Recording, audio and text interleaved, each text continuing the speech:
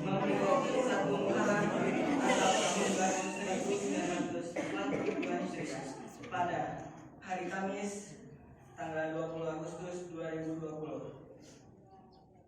Saya buka acara Bina Intak pada hari ini dengan melafalkan basmalah bersama-sama. Bismillahirrahmanirrahim. Lanjut ke acara yang kedua, yaitu Gema Walillahi yang akan dibawakan oleh saudara Arya. Waktu dan tempat dipersilakan.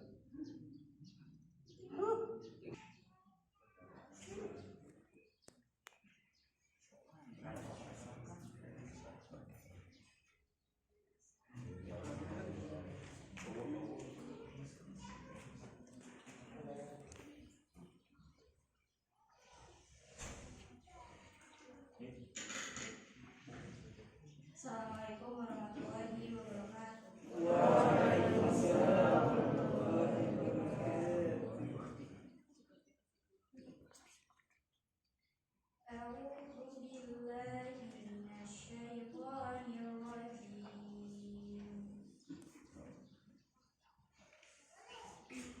Bismillahirrahmanirrahim. Ya ayyuhalladzina amanu inna katsiran minal ahbari والرهبان ليأكلون أموال الناس بالباطل ويصدون عن سبيل الله والذين يكنزون الذهب والفضة ولا ينفقونها في سبيل الله فبشرهم بعذاب أليم يوم يحمى عليها في نار جهنم فتكوى بها جباههم وجنوبهم وظهورهم هذا ما كنزتم لأنفسكم فذوقوا ما كنتم تكنزون إن عدة الشهور عند الله 12 شهرا في كتاب الله يوم خلق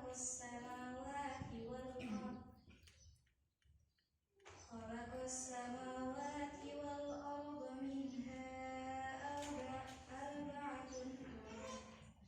ذلك الدين القيم فلا تظلموا فيهن أنفسكم وقاتلوا المشركين كافة كما يقاتلونكم كافة واعلموا أن الله مع المتقين.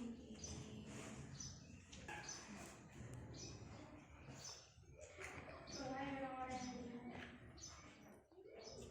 sesungguhnya ini sebagian orang-orang alim dan kabur-kabur mereka benar-benar memakan harta orang dengan jalan yang baik, dan mereka menghalang-halangi manusia dari jalan Allah. Dan orang-orang yang menyimpan emas dan perak dan tidak menginfakkannya di jalan Allah, maka berikanlah kabar gembira kepada mereka bahwa mereka akan mendapatkan azab nanti. Ingatlah pada hari ketika emas dan perak dipanaskan dalam neraka jahanam. Lalu dengan itu disetrika dari lambung dan punggung mereka, seraya dikatakan kepada mereka, inilah harta bendamu yang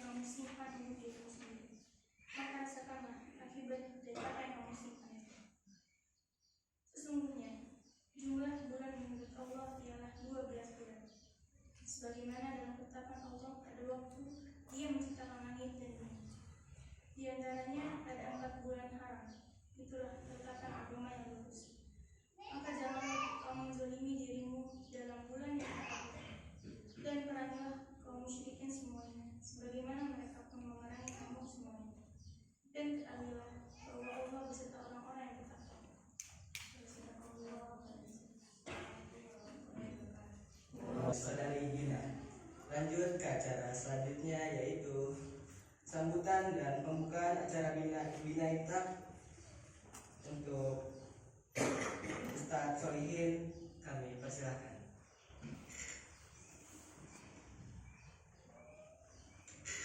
Assalamualaikum warahmatullahi wabarakatuh. Alhamdulillah alladzi nazzala al-furqana 'ala 'abdihi liyakuna lil 'alamina nadhira. Asyhadu an la ilaha illallah wahdahu la syarika lah wa asyhadu anna Muhammadan abduhu wa rasuluh. Qala Allah ta'ala fi kitabil karim, a'udzu billahi minasyaitonir rajim. Ya ayyuhalladzina amanu taqullaha haqqa tuqatih wa la tamutunna illa wa antum muslimun. Wa qala wattaqu minkum ummati yad'una ilal khair wa ya'muruna bil ma'ruf wa yanhauna 'anil munkar wa ulaika humul muflihun. Para asatidz, santriwan dan santriwati yang mudah-mudahan pagi hari ini kita dirahmati Allah. Sebagian saudara kita di antaranya masih ada juga yang masih bingung ya. Karena di awal bulan Muharram ini biasanya di sekolah di pesantren-pesantren itu mengadakan yaitu peringatan 1 Muharram. Bahkan mungkin tahun-tahun lalu itu di beberapa kota mengadakan pawe, ada pawe obor yang macam-macam ya untuk memperingati 1 Muharram. Tapi untuk kali ini mereka tidak bisa berbuat apa-apa. Bahkan saudara-saudara kita berada di rumah. Dan alhamdulillah kita bisa kumpul ya di ICM ini masih bisa mengikuti aktivitas. Nah ini alhamdulillah, sekalipun mungkin tetap kita harus menerapkan protokol kesehatan. Bapak Ibu santriwan-santriwati yang mudah-mudahan dirahmati Allah. 1 Muharram kalau kemarin itu adalah 1441 Hijriah. Berarti mulai dari hari ini atau mulai dari maghrib kemarin jam 6 itu berarti kita sudah masuk tahun 1442 Hijriah. Kalau Masehi berarti 2020. Perbedaannya antara tahun Masehi dengan tahun Hijriah. Tahun Masehi dan tahun Hijriah itu berbeda permulaannya. Kalau Masehi itu dimulai dari jam 00, jadi jam 12. Kemudian ya setelah itu baru jam 00 kesananya lewat berapa menit atau berapa detik berarti sudah masuk tahun baru Hijriah. Yang biasanya sering diperingati kalau di sini di Puncak ya. Itu sering ada, atau mungkin di tempat-tempat lain ada kembang api macam-macam ya. Nah beda lagi dengan Hijriah. Kalau Hijriah itu bukan jam 1 malam mulainya, tapi mulainya dari maghrib ya, pas jam 18 atau jam 6 ya. Jadi setelah matahari terbit kemudian masuk 1 Hijriah yaitu maghrib. Jadi kita Isya kemarin atau maghrib kemarin itu sudah masuk tahun 1 Muharram. Jadi berbedanya di situ, berbeda perhitungan. Kemudian kalau untuk Hijriah itu dihitung berdasarkan peredaran bulan.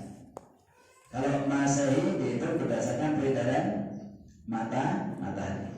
Tapi sebetulnya dua-duanya milik umat Islam. Sekarang kalau umpama ada yang mengatakan, Pak, yang Hijriah itu milik umat Islam, yang Masehi milik orang Nasrani. Sekarang siapa yang mengatakan begitu? Dibuka coba di Injil. Ada enggak ya di dalam kitab Injil yang mengatakan bahwa tahun 1 Masehi itu ada di dalam kitab Injil itu adalah milik kaum Nasrani? Ada enggak? Tidak ada. Tapi kalau di dalam Islam ada, di dalam Al-Quran bahwa ya, matahari dan bulan itu beredar pada tempatnya. Kemudian di sana minta lamu ada kesini nabal hisab, supaya mengetahui perhitungan tahun dan perhitungan waktu. Jadi kapan waktu sholat, kapan waktu puasa, buka dan sebagainya. itu sebetulnya bisa dihitung dengan peredaran yaitu matahari dan bulan. Makanya sebetulnya dua-duanya Masehi milik umat Islam, kemudian Hijriah milik umat Islam, karena dua-duanya ada di dalam Al-Quran. Yang membedakan apa? Satu dihitung berdasarkan peredaran matahari, yang satu dihitung berdasarkan peredaran bulan. Matahari dan bulan milik siapa? Milik Allah. Kan begitu. Anda tahu dari mana? Dari Al-Quran. Waladhi, dalam surat Yunus di sana ada ayat yang kelima, termasuk surat Al-Isra ayat 12 kalau tidak salah. Waladhi ja'ala syamsa diya'a wal qamara nura faqaddarahu manazila lita'lamu adada sinina wal hisab. Jadi kita jangan kepancing oleh saudara-saudara kita yang di luar yang mengatakan bahwa Hijriah milik umat Islam, Masehi milik Nasrani. Jangan. Dua-duanya milik umat Islam sebetulnya. Dua-duanya milik Allah karena ada di dalam Al-Quran.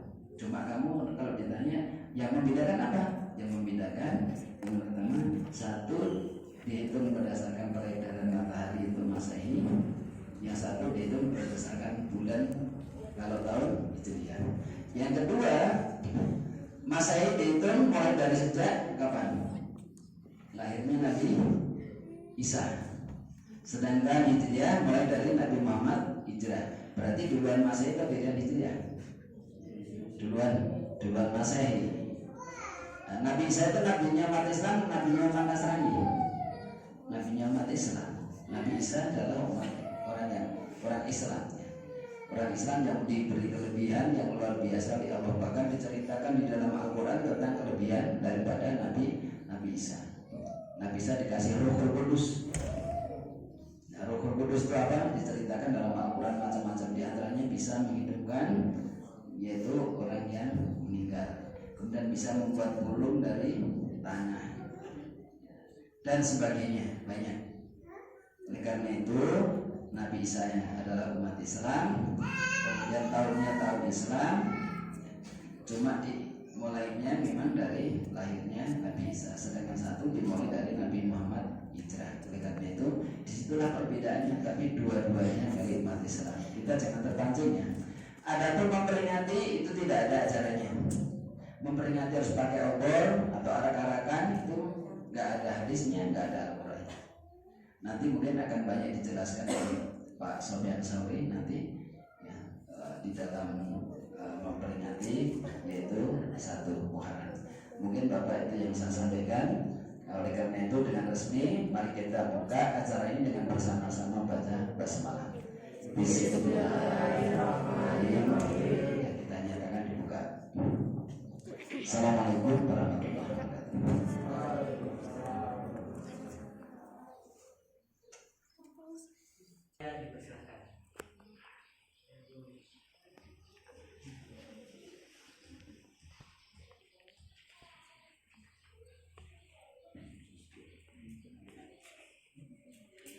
Assalamualaikum warahmatullahi wabarakatuh.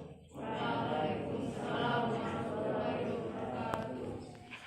Alhamdulillahirabbil alamin. Nahmaduhu wa nasta'in wa nastaghfiruhu wa na'udzu billahi min syururi anfusina wa min sayyiati a'malina. Man yahdihillahu fala mudilla lahu wa man yudlil fala hadiya lahu.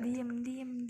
Asyhadu an la ilaha illallah wahdahu la syarika lah wa asyhadu anna Muhammadan abduhu wa rasuluhu la nabiyya ba'da. Allah Ta'ala fil Qur'anil Karim. A'udzubillahi minasyaitonir rajim. Bismillahirrahmanirrahim. Wa idh ta'addana rabbukum la in syakartum la azidannakum wa la in kafartum inna adzabi lasyadid. Shadaqallahul azim. Amma ba'du.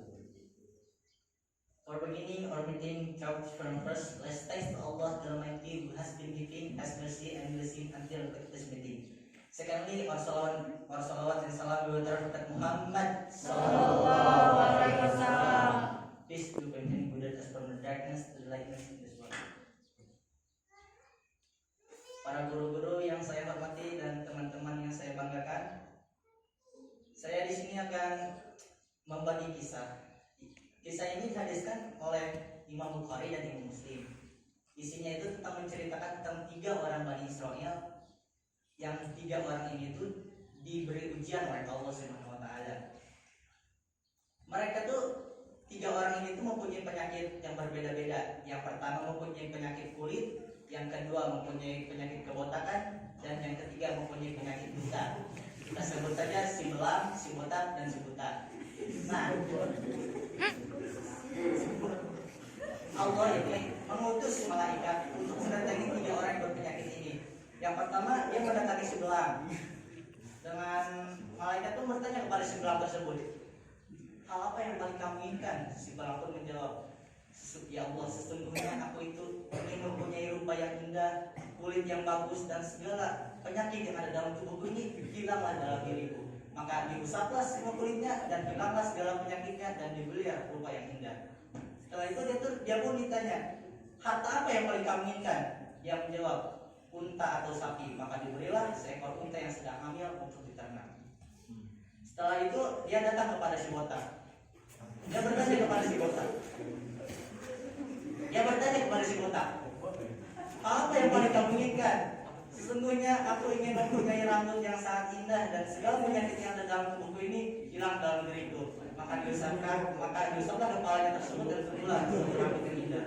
Setelah itu ditanya, harta apa yang paling kamu inginkan? Maka dijawablah, seekor sapi. Maka diberilah seekor sapi yang sedang hamil. Dan malaikat itu berkata, semoga Allah melimpahkan rezekimu melewati sapi ini. Setelah itu dia pun mendatangi si buta. Dia bertanya kepada si buta, hal apa yang paling kamu inginkan? Si buta pun menjawab, semoga Allah berkenan mengembalikan penglihatanku sehingga aku dapat melihat dunia kembali. Maka diusaplah kedua matanya dan akhirnya dia bisa melihat dunia seperti orang normal. Setelah itu pun ditanya, harta apa yang paling kamu inginkan? Maka dia pun menjawab, seekor kambing. Maka diberilah dia seekor kambing yang sedang hamil. Nah, 3 orang ini itu sudah mempunyai ternak unta, ternak sapi, dan ternak kambing. Lalu malaikat tadi pun menjalankan tugas yang Allah perintahkan untuk menguji tentang apakah mereka itu bersyukur apa tidak. Setelah pun dia pun datang kepada si belang tadi dan dia pun menyerupai dirinya saat dia masih mempunyai penyakit belang tadi. Dia pun berbicara, sesungguhnya aku ini adalah orang yang miskin. Telah terputus segala jalanku untuk mencari rezeki kecuali dengan pertolongan Allah, kemudian dengan pertolongan Anda.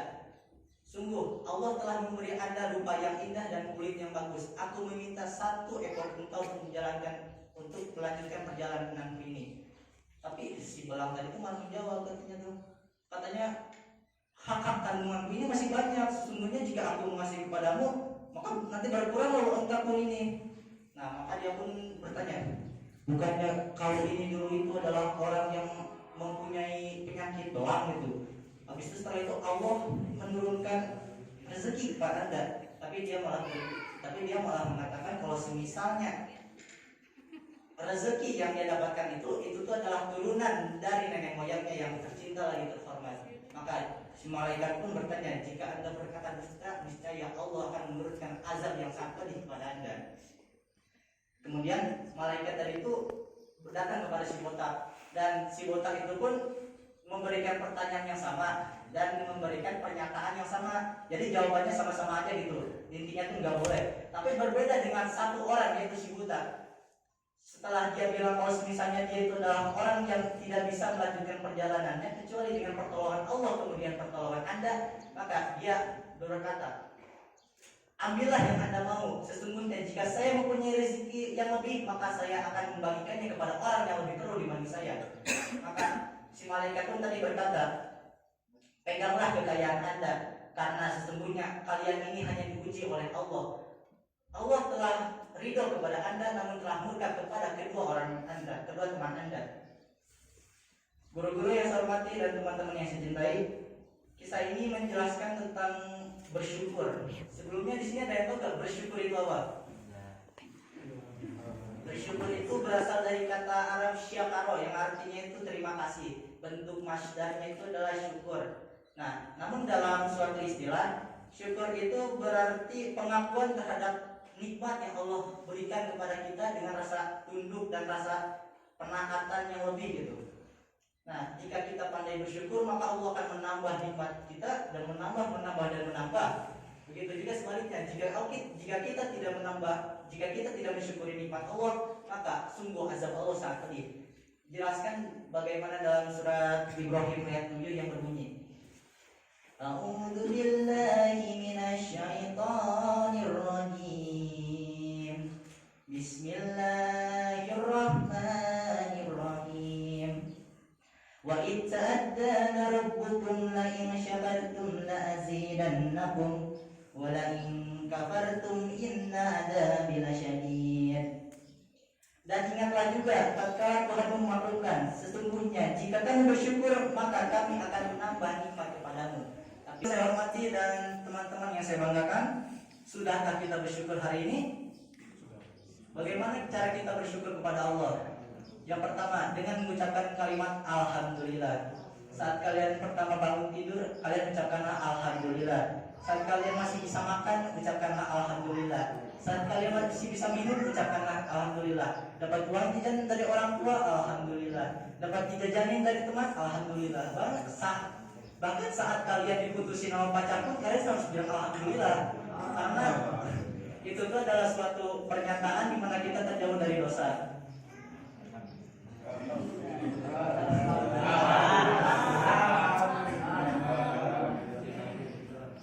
Setiap kenikmatan yang kita peroleh sesungguhnya itu tuh berasal dari Allah. Allah itu menguji kepada kita bagaimana kita memanfaatkan kebaikan-kebaikan tersebut. Jika kita pandai mengamalkan kebaikan yang Allah berikan kepada kita, maka Allah akan menambah. Saya di sini mempunyai yang saya sampaikan itu ada 5 perkara.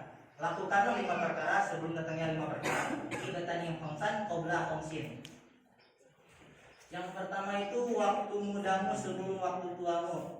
Jika kalian masih merasa muda, lakukanlah hal kebaikan sebelum kalian tua. Sesungguhnya jika kalian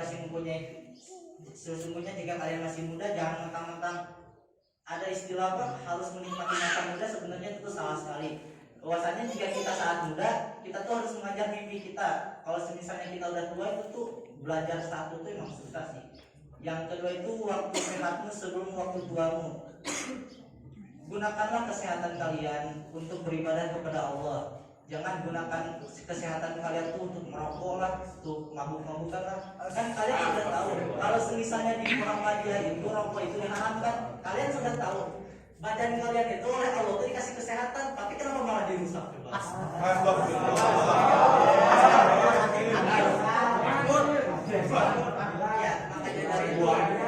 Saya di sini mengingatkan kalau misalnya Allah itu sudah memberi kesehatan kepada kita, maka jagalah kesehatan itu baik-baik, jangan sampai dirusak dengan gara-gara rokok doang.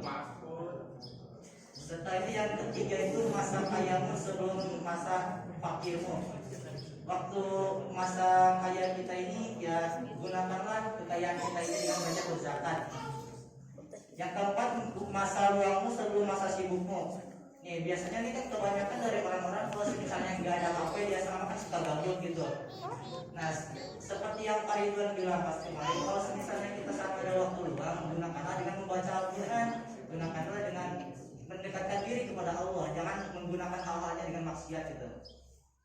Dan yang kelima itu waktu hidupmu sebelum waktu matimu. Sesungguhnya itu tuh udah nggak perlu dijelasin lagi, karena kalau misalnya kita masih bisa hidup, itu tuh waktu kita mengumpulkan amal, dan saat kita mati itu kita udah gak bisa mengumpulin amal lagi kecuali yang 3 perkara itu. Yang pertama dengan zakat, dengan ilmu yang bermanfaat, dan anak dan doa dari anak yang soleh. Dan pembahasan yang terakhir yaitu di Inggris itu ada 3 kata-kata emas. 3 kata-kata emas ini bisa membuat orang itu menjadi pribadi yang terpandang baik gitu.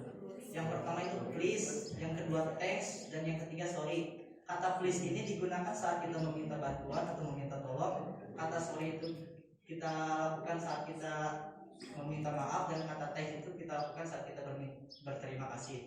Nah, jika misalnya di Inggris ada, kenapa di Islam nggak ada? Nah, di Islam pun kalau misalnya kita melihat hal-hal kayak gitu itu pasti ada. Kalau misalnya kita astagfirullah, kayak subhanallah, masya Allah, itu kan kata-katanya itu kan bisa membuat kita jadi pribadi yang baik gitu. Jadi pribadi yang terlihat baik. Amin ya Allah. Ya, saya di sini cuma mengingatkan buat terakhir kalinya, jagalah kesehatan kalian. Jangan lupa untuk bersyukur, karena bersyukur itu penting. Jika kita bersyukur, maka nikmat kita akan ditambah oleh Allah. Sekian dari saya. Assalamualaikum warahmatullahi wabarakatuh. Terima kasih kepada saudara Arya. Lanjut ke acara selanjutnya. Acara yang kita tunggu-tunggu, yaitu acara ini akan dibawakan oleh Sofian Sofi. Waktu dan tempat dipersilakan.